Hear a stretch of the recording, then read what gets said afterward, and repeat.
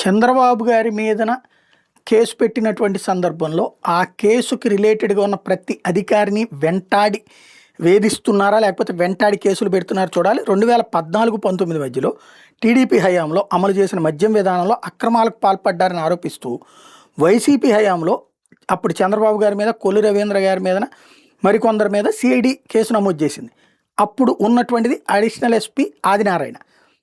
ఆయనే సొంత నిర్ణయాలు తీసుకున్నారని, ఉన్నతాధికారుల అనుమతి కూడా తీసుకోకుండానే పలువురు సిబ్బందిని ఇతర రాష్ట్రాలకు బదిలీ చేసేశారని తన మీద ఇప్పుడు ఆరోపిస్తూ దాని మీద 10 రోజుల్లోగా లిఖితపూర్వకంగా లేదా మౌఖిక సమాధానం ఇవ్వాలంటూ ఆదేశాలు ఇచ్చారు, నోటీస్ ఇచ్చారు. అలాగే తమ దగ్గర ఉన్న ఆధారాలతో తదుపరి చర్యలు తీసుకుంటాం ఒకవేళ కనుక ఇవ్వకపోతే వివరణ అంటూ ప్రభుత్వం ఆదేశాలు ఇచ్చింది. ఈ మేరకు హోంశాఖ ముఖ్య కార్యదర్శి కుమార్ విశ్వజిత్ ఉత్తర్వులు జారీ చేశారు.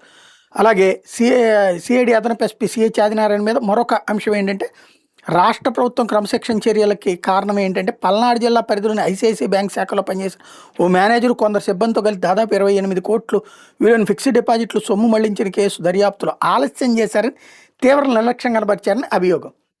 ఆ కారణంగా అంటే ఈ రెండిట్లలో రెండోది అసలు ఉద్దేశం.